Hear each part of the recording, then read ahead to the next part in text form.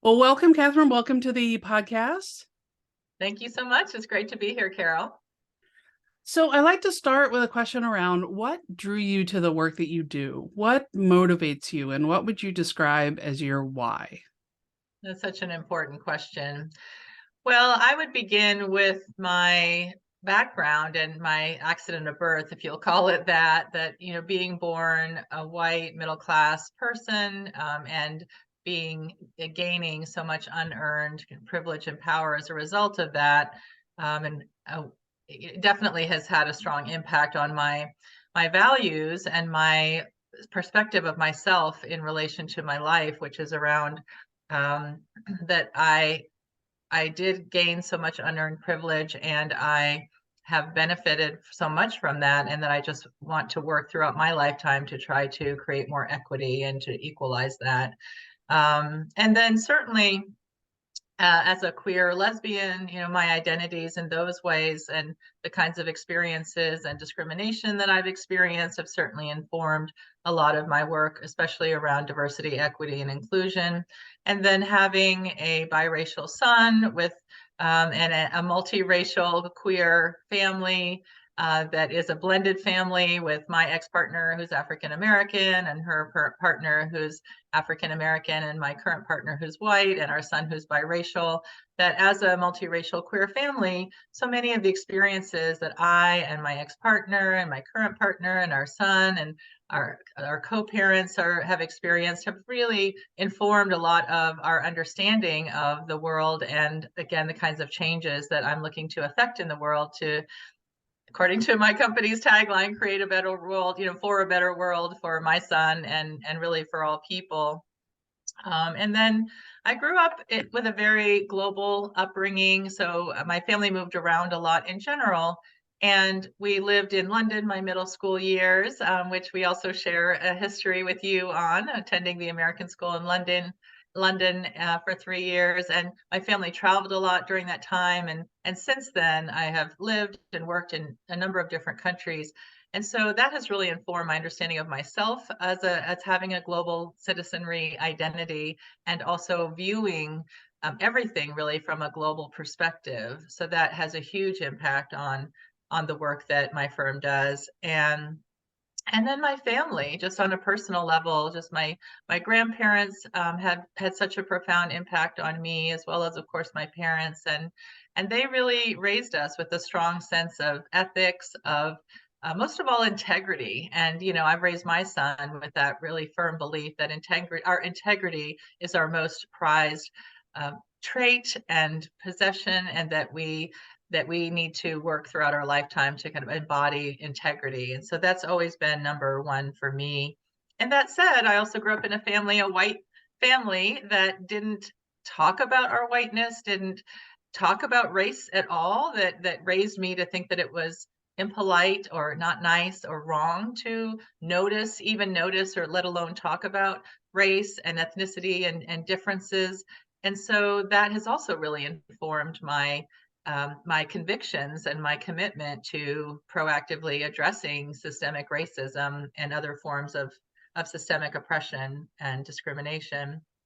And I have an aunt who's developmentally disabled, and so she also, just growing up and seeing how her life and all of our lives have been affected by her disability has really informed my understanding and my compassion and my desire to create a better world for people with differing abilities.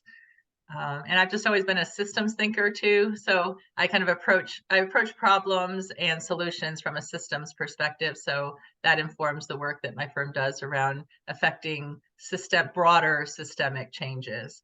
So I think it's, in terms of my upbringing, and then also my nature and personality just have really lent themselves well to being a consultant, running a consulting firm, and specifically doing this work around diversity, equity, and inclusion, or DEI, as well as global intercultural competence, and global public health.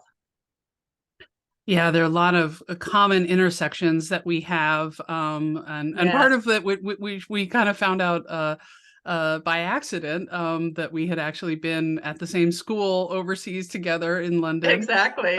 during our middle school years. But I just learned another one, which is you have an aunt who's developmentally disabled, and I have a Mm, brother who's developmentally disabled, and mm, I feel like that.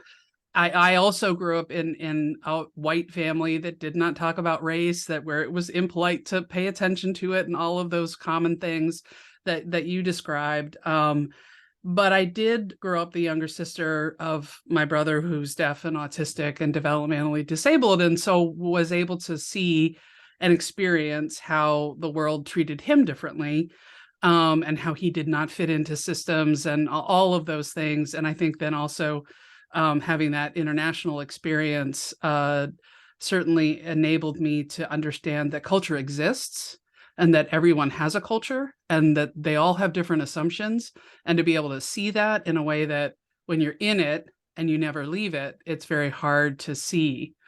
Um, and one thing that absolutely. you talked about, and I really appreciate how you grounded your why. And I think really when it comes down to it, everybody's purpose is in what they're doing comes from all those experiences. Your growing up, your family, those important influences, your chosen family as an adult. Um, Thinking about the blended family that you have, I'm also thinking about my grandson who has multiple sets of grandparents and three distinct cultures that he's interacting with Mhm. through those groups of grandparents. So the just different experience that he will have even from mine. So appreciating all of that. And one of the things that you talked about was doing what's called in the United States generally, as I understand it, diversity, equity, and inclusion work, and then also working globally around global competence and intercultural communications. And I probably was more aware of the field of intercultural communications first, and then learned more about diversity, the field of diversity, equity, and inclusion. And as I learned about both, really was curious about how each field had developed while they're working in many ways on similar issues. I feel like there's a very different perspective, DEI being rooted in. I think if I'm correct, the kind of history, the particular history of the United States and our history with racism, but then applied in organizational context to try to mitigate that. And then intercultural communication, probably coming out of the experience of a previous generation of folks like you and me who either grew up overseas or worked overseas and have that, and probably more likely to be white or an elite from an international or different countries, and yet there's some things from each field that Mhm. overlaps, and I've also experienced where people have no idea that one field or the other exists. So I'm Exactly. curious I'm curious about your experience with that.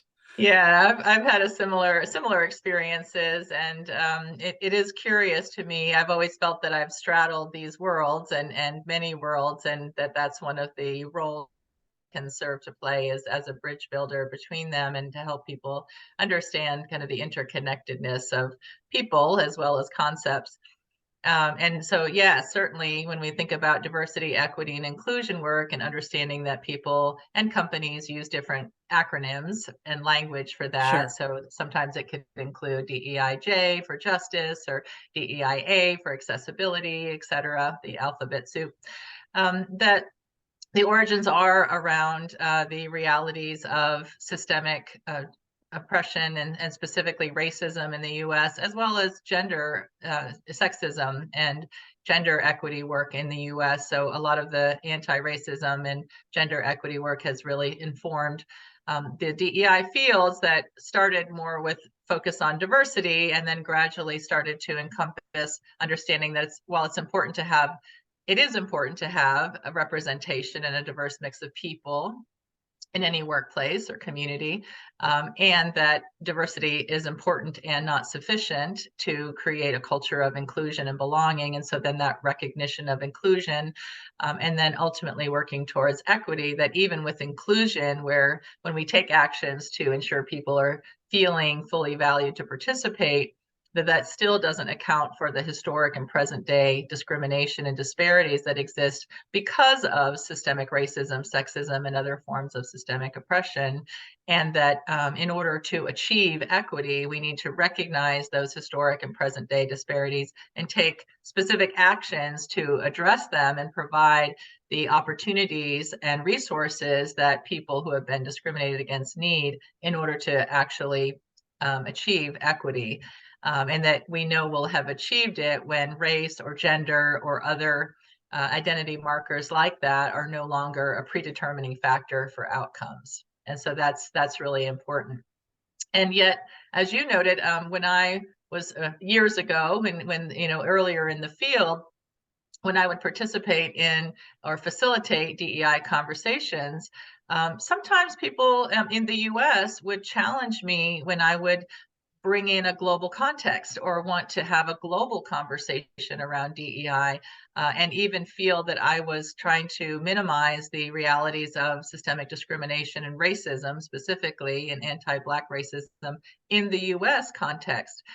To me, having grown up internationally and really understanding, seeing issues through a global lens, it's impossible for me to think about even the history of slavery and anti-Black discrimination in the US without putting it into a global context, because literally, obviously, Black people in the US, came originally from Africa, and then all of the centuries of movement and political and economic and social and other phenomena that has resulted to us being in the situation we're in the US, and that there are so many parallels around systemic discrimination in different countries. And I find it incredibly valuable to learn from experiences in different countries and to apply those lessons across the globe. That we have so much to learn in the US from what the experiences and wisdom in other countries and vice versa.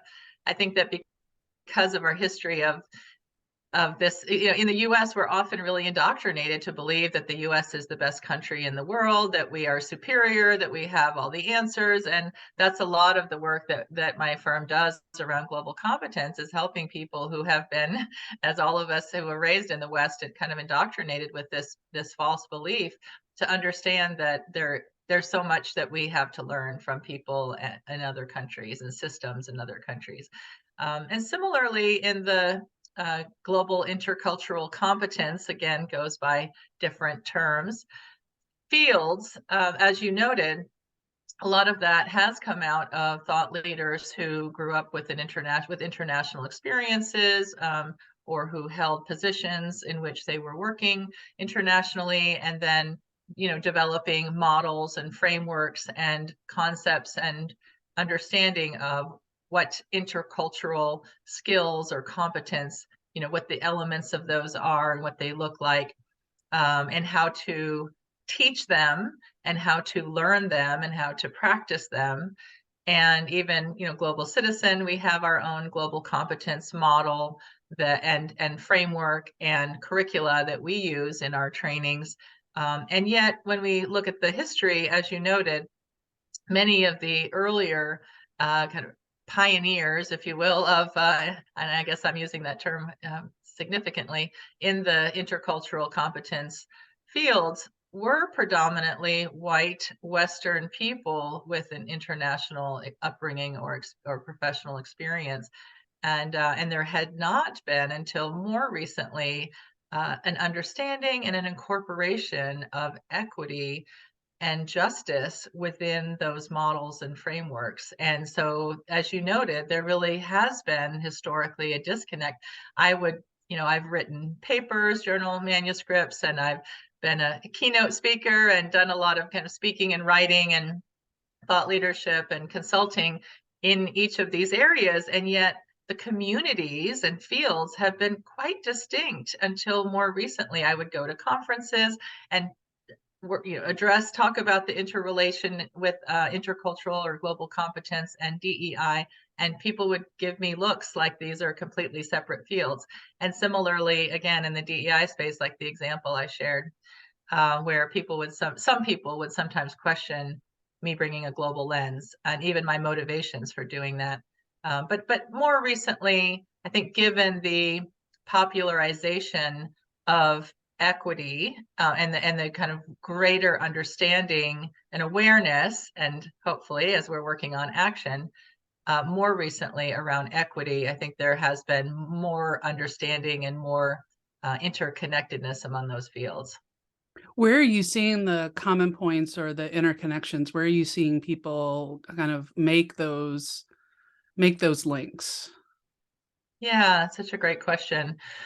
Well, first of all, I think that with increasing globalization and increasing population diversity, so in the US, for example, when we think about people who are currently living in the US who are born in other countries, we're at the highest point in over a century, and those trends are only going to continue. So when we just look at the demographic data on populations in the US and populations in many countries the world over, because of increasing migration, because of globalization, more people are moving to other countries or continents, are for work or for sanctuary or for other reasons, and then forming families that are increasingly across cultures or countries, and then having children who are increasingly multicultural. That the population, the demographics are shifting, and we in the U.S. and people in other countries are becoming increasingly international, and because of migration, and diverse and multi-ethnic and multiracial. And so this also affects a shift in cultures, obviously, and those numbers also, that who's in the majority, that for example, the US will be a majority Black and brown country by or before the year 2045. So this is affecting huge cultural changes, and I think more and more people are recognizing the global nature of all issues, including DEI. And then in the intercultural or global competence fields, there has been the move towards, and in other fields, in the humanitarian sectors and in the global nonprofit and development sectors, there's been an increasing awareness around decolonization, which at its roots is about recognizing the systemic oppression affected by worldwide colonization and the lasting impact of that, and the need to identify and work to mitigate the effects of colonization in all of the work that people do internationally, whatever the sector is. And those are different terms, but they're still speaking to an understanding of the root causes of systemic oppression, the lasting impact, and the ways that oppression has been inculcated into all of our institutions, our major institutions, and into our cultures, and the ways that we think and act, and then a need to identify and work to disrupt that, which is parallel to the work that we're doing around anti-racism, around gender equity, and gender around sexual orientation, gender identity and expression, around accessibility for people with with disabilities, et cetera. So I think people are starting to understand those root causes and consequences and impact, and that the solutions on a systemic level are somewhat similar. Yeah, thinking about that history, it's always kind of gotten to me that when I hear folks from Europe saying, "Oh, we don't have those racism problems that you have in the Oh, US." Like, wait a second. Where did it start? Who were the colonizers? Who came over here and then colonized the folks? Who are the integral parts of the entire enslavement system? All of the, countries in Europe, and then all of the ripple effects, some of them having them more directly because of migration and who's come to live in the countries, for example, in the UK. But yeah, that just like, wait a second. Um, Absolutely. it's Well, maybe and then when different. There may be, different particularities, but there's so much that's in common there. When you're working with organizations that are trying to, take steps towards the decolonization that you're talking about in that international context. Can you give me some examples of kind of what's a useful place for people to get started?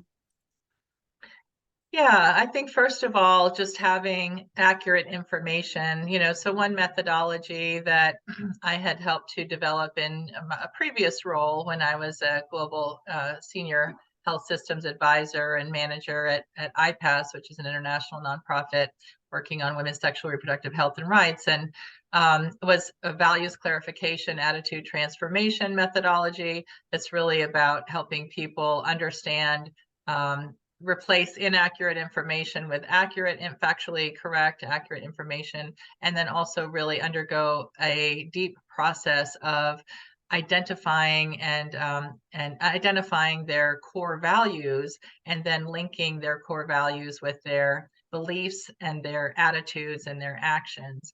And that's an important methodology that we employ. But just awareness raising as a starting place for many people, in particular, like you and I were describing at the beginning, the way the circumstances that we're born into, the identities that we have been born into, or that we have kind of acquired over our lifetime. For those of us who have identity markers that are part of the dominant group, whatever that group may be, and that's going to be different in different cultural and country contexts. The kinds of privilege and power that we experience is oftentimes invisible to us unless we take actions to really understand what they are, and then again, take actions to work to interrupt them. And so there are many people going through the world who aren't aware of the kinds of power, privilege, and power that they're experiencing on a daily basis because of their skin color, because of their gender identity, you know, because of their sexual orientation, et cetera, because of their ability, et cetera. And so just having that awareness and helping people to kind of disrupt that kind of ignorance, not using that in a pejorative sense, but a literally not knowing, not understanding. And then inciting people or encouraging people to understand the impact that that has on other people. And I think once people start to understand that by moving through the world in this unaware way, we all are saying and doing things that can unintentionally, in most cases, some people are intentionally doing harm to others, but in most cases, people are unintentionally saying and doing things that are causing harm to others.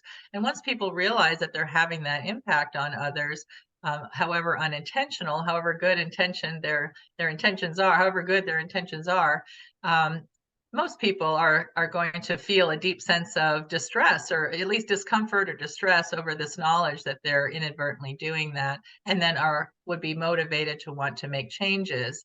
And then once people understand, that's kind of at an individual level. Once people understand at a more systemic level the ways that systemic oppression has been again institutionalized and is continuing to cause harm and discrimination towards people, even if the people in those institutions are not conscious of perpetuating those injustices, then they will feel motivated to want to affect systemic changes, in order to create an opportunity where everyone truly has equitable resources and an opportunity to advance. So I think it's about appealing to, I believe that at base, at core, most people are good and want good for others, and that we just need to help them understand how the ways that we're currently thinking and the ways that we're currently acting may be contrary to our values or our beliefs about what's good and right in the world, and what our role is in affecting goodness, positive change, or affecting harm. And where do we want to land on that side? And again, I believe, and my experience is that most people want to do better.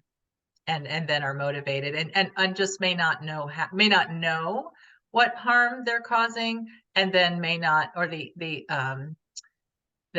level of harm that they're causing, and then may not know what to do about it. And that we need to give them the knowledge and the tools to help them align their values and their intentions with their practices. Yeah, I saw an article or just read the headline in the New York Times of, why DEI training doesn't work. And I feel like I will read the article.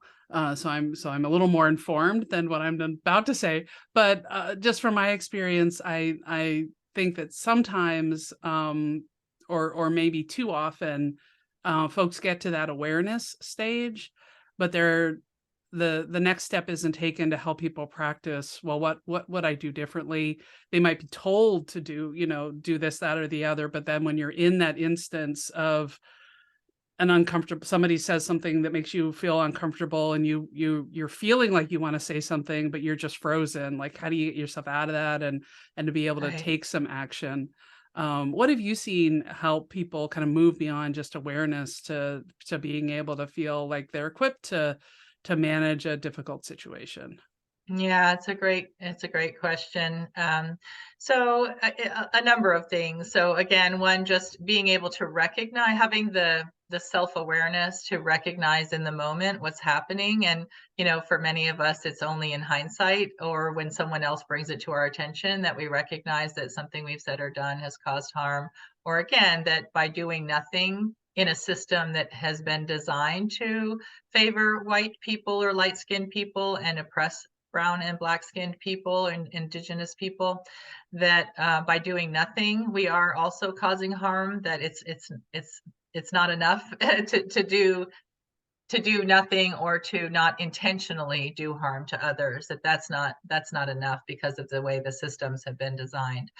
And so again, kind of a deeper recognition of that and an acceptance of that, and then having people really practice is also helpful, to give people opportunities. Some of it is providing some of the language. During Global Citizens trainings, we will provide some phrases that people can use to interrupt a situation in the moment, to give some training on bystander intervention, so that when you're in a situation where you have inadvertently caused harm to someone else and you just have realized it, or someone else has brought it to your awareness, or you witness that a microaggression or a harmful act or comment has just been, made.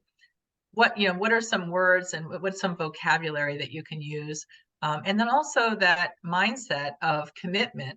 So in addition to giving people the language, in addition to providing scenarios, in addition to giving people opportunities to talk in small groups, even possibly do role plays to actually practice it, because what's true is the more that we practice saying the words, the more that we practice being courageous and intervening, the more comfortable we're going to become with it. I want to come back to comfort. And then setting commitments and intentions that we know from the evidence or from the literature that when people form behavioral intentions, we're more likely to act on those intentions. So in my trainings, I always ask people at the end to identify, what are actions that you will commit to doing from now on as a result of this training or a result of your awareness, that you will begin to affect. What can you commit to doing starting today? And then also putting in place what we know is a very tried and true method, which is accountability structures. So forming accountability partnerships or groups, or as a team or as a leadership group. Again, setting your commitments and then creating accountability structures so that you have shared your commitments and your goals with others. You're checking in with each other, with your accountability partner. You're supporting each other when you're running into roadblocks or challenges, and having people who can help you kind of work through those challenges and figure out how to do it, your intervention in a more effective way. And then, as always, checking in on how you're doing. So asking for feedback, and that requires leaders and everyone to be more vulnerable and to say, I'm in the process of learning some new skills around intervening. It doesn't feel comfortable to me at the moment. So I'm going to be practicing these new skills, and let me know how I'm doing, and invite feedback. Is really important. And so all of those techniques are valuable. And then this issue of comfort, which when we think about Tema Okun and others' important work around white supremacy culture, and by white supremacy culture, I mean the full kind of continuum of white supremacy. So in its most extreme, egregious form of the KKK and neo-Nazism, and all the ways that white privilege and power have been institutionalized and then internalized, that we inadvertently perpetuated, and that we could be white people, and it also can be Black and brown people or people of color who inadvertently perpetuate white supremacy culture. And one of the traits of white supremacy culture is this belief that we have a right to comfort, that somehow we should not be made to feel uncomfortable. And that's something that I think is really important, that I work in my coaching and my consulting with companies and leaders to really have people question this and kind of challenge this and lean into our acceptance of discomfort. And so often I've been incorporating more somatics or embodiment into our work at Global Citizen. And so I'll often begin a training or a workshop or a talk with asking people to take a moment of mindfulness, a moment of awareness about their bodies and how they're currently feeling in their bodies. And then throughout the training or the workshop or the talk, to be aware of what sensations are coming up for them.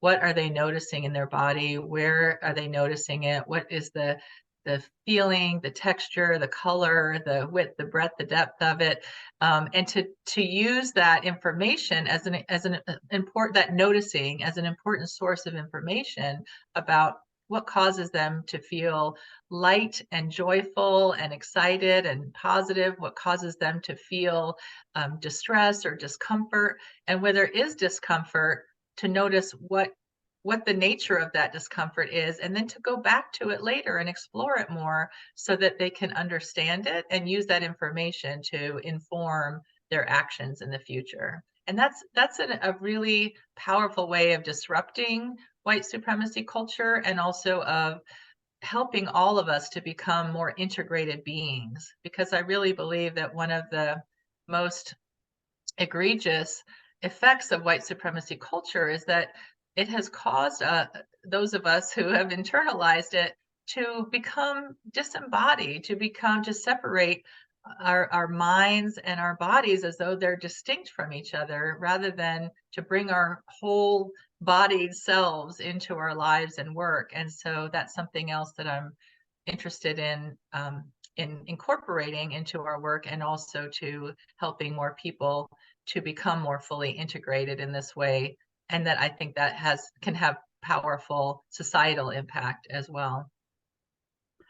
Yeah, there's a lot in what you were talking about, but that sense of disconnection that is so um, ingrained in white American culture, Northern European culture, as I experienced it, that very distinct of, uh, separation, but then also vilification of anything to do with the body. Mhm. So I do appreciate how more and more folks are bringing that to the fore, and helping people learn more so that they can be better integrated. And part of the description of white supremacy culture, to me, in some ways, is a description of any supremacy culture. There are Mhm. aspects of it that, like that right to comfort. Anyone Yeah. who, in whatever context, and not all, in some contexts, the as you said, the markers, many contexts, the markers of identity are going to be in common of who's in that elite group. But in some contexts not. And so some of those things around, right to comfort or power hoarding or maybe Mhm. some others, I think, are going to be prevalent and noticeable in any dominant group in a culture. Absolutely. So it's a kind of an interesting thing to think about as well. Well, and a lot more to explore because that has been something that I and my firm are actually really working more on understanding and incorporating into our work. And, we are planning to do some work around decolonizing DEI and understanding and advancing DEI with more of global perspective and global understanding about how they're experienced and understood and practiced in different contexts, and that even the ways that we're approaching DEI may be inadvertently perpetuating colonization, and there needs to be a decolonization process. Can you say more about that, what that means or what that looks like? Yeah, so, even just a lot when I work with a lot of international organizations. And so even when we are doing our work together, so I haven't really talked a lot about our process, but we always begin with an assessment. So we'll look at secondary data, like any data or survey data or other, employee engagement survey, um, or demographic data, or employee data that we can look at, as well as employee handbooks and bylaws and any organizational documents. And then we also will conduct interviews with key stakeholders, focus group discussions. Obviously, there's my observations as I'm working with organizations, and pulling all of those that information together into an assessment of what is the current state of an organization or company, and then doing strategic visioning and planning with the leaders to understand what have we learned from this strategic assessment, that would inform your strategic vision of where you want your organization to be, and then what are the strategies and steps that we need to put in place to help you work towards that, incrementally. And then attaching some success metrics and ways of measuring where are you currently, and using data as much as possible, and data broadly defined as much as possible to understand your current state, and then attaching success metrics to your goals and strategies so that you can measure progress over time and know what progress you're making or not making, and then change your strategies accordingly. And so as we're undergoing these processes, another important uh, step that we do is to ensure that in our collaboration with our client partner, that we usually are working with a couple of key people. In some organizations, that might be a DEI working group or council that is a representative group of employees who represent different demographics, if they're international or national, different geographies, different levels and roles in the organization, different divisions. And so that's a really key part, is that we are intentionally selecting a diverse group of people that we're collaborating with, who are going to bring diverse lived experiences and perspectives to the issues. But even in the ways that we work, sometimes, getting back to your question, is that there's so many ways that white and Western, and sometimes those terms can be interchangeable, that white and Western ways of working don't work for people in different cultural and country contexts.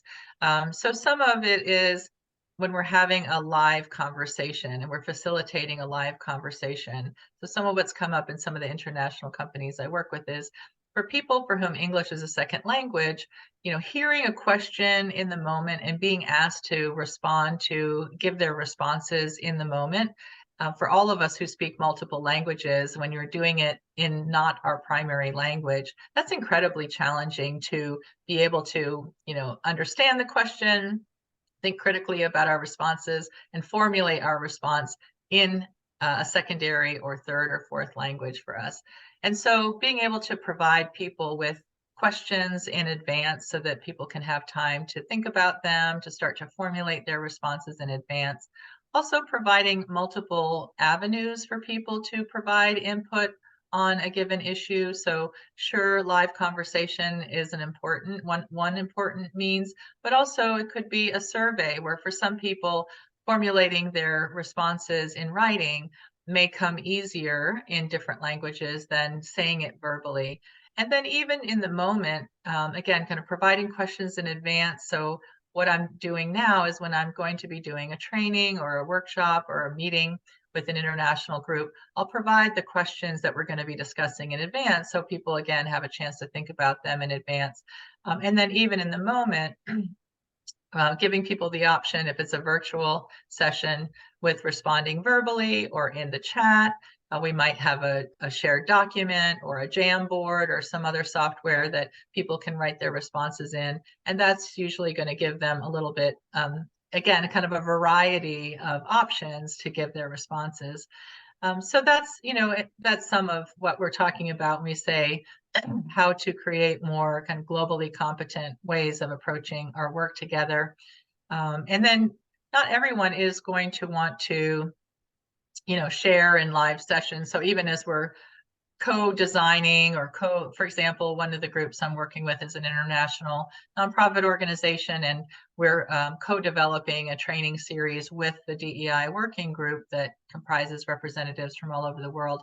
And so in our shared document, we're offering drafts, giving people opportunities for feedback over longer periods of time, having live meetings to check in on how we've incorporated their feedback, doing multiple rounds of this where, again, people have kind of multiple avenues, more time, and more advance notice in order to be able to formulate and provide their feedback.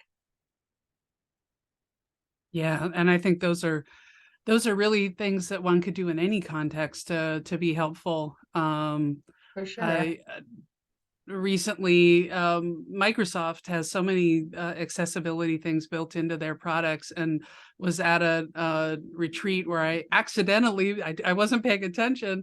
I accidentally turned on the closed captions, and people were just like, oh my god, look at that. And it was great because even in the back of the room, they were able to see. They may not, it was just made that easier whether folks had a hearing challenge or not.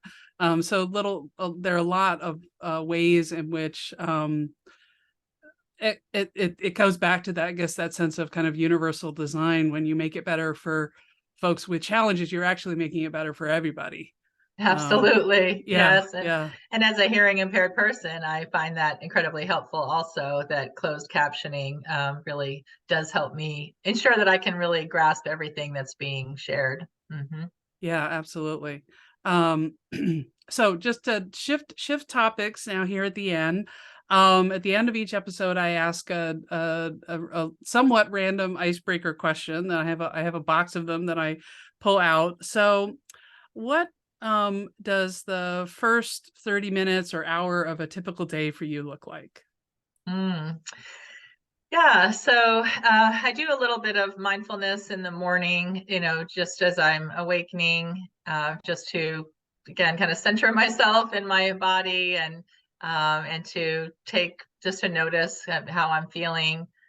Doing a little bit of stretching. As I age, I'm finding that some routine stretching throughout the day and first thing in the morning have been helpful. Certainly looking at my calendar and anticipating the day ahead, kissing my partner, this is in no particular order. Just kissing my partner, and playing with our dog, and hugging my son good morning, and having breakfast. These are all the usual, showering and dressing and preparing for the day. Well, that sounds like a lovely way to start the morning. So, Yeah, I've started recently with reading, and then getting out and getting nice. some exercise and some stretching. So, yeah, Hmm. I'm finding it's really lovely to be able to start the day a little bit slower Hmm. than in the Hmm. past. So, well, thank you so much. It was great having you on the podcast. My What's what, pleasure. what's coming up for you? What are you excited about? What's emerging in the work that you're doing? Yeah, so one of the areas is what I had mentioned earlier around Global Citizen, and our interns and team are going to be doing some research, some assessment, and then some great information sharing with global audiences around decolonizing DEI and understanding both DEI concepts and frameworks, and also implementation and practices from a truly global perspective and a more globally competent perspective.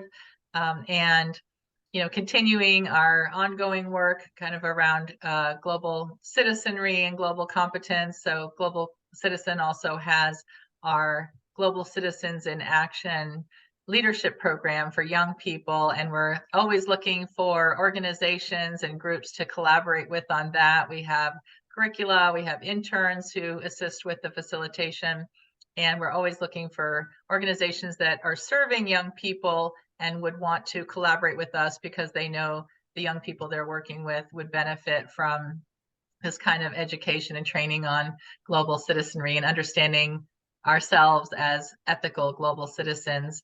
And we're working on a project currently about bringing some of the curricular content that we have on this to social media. And so engaging with TikTok and YouTube and Instagram micro influencers to collaborate on spreading more of this kinds of education on global citizenry and diversity, equity, and inclusion in social media. And of course, just our ongoing work on DEI, global competence, and global public health are near and dear to my heart. I'm also an adjunct professor at UNC Chapel Hill at the Gilling School of Global Public Health, and I recently collaborated with my colleagues on writing a chapter for a textbook for public health and healthcare leaders on a leadership textbook, and wrote the chapter on DEI and cultural competence for leaders. And so I'm always excited about doing consulting and coaching with leaders because, of course, change always begins with leaders. And so the more that we can help leaders become more inclusive and effective in their leadership, the more that will affect those changes at a broader organizational level. And I really believe that by intervening at the organizational level, we are also affecting systemic changes because people bring what they're learning in their workplaces out into their families and communities and all of the organizations that they're engaged with beyond the workplace. So as always, it's focusing on affecting change and transformation at every level, the individual, the interpersonal, the institutional, and the systemic levels. Yeah, so I love the combination of focus on leaders and their impact on organizations and culture, and then also working with young people to equip them with skills earlier on in their career, so we're not having to hopefully have as much mitigation maybe to do. Exactly. Let's So start I love young. that combination. I love that combination. Well, thank you so much. It was a great conversation. I really appreciate you coming on. It's been my pleasure, Carol, and thank you. Thank you for hosting this wonderful podcast, and thanks for inviting me to join you. I've really loved our conversation.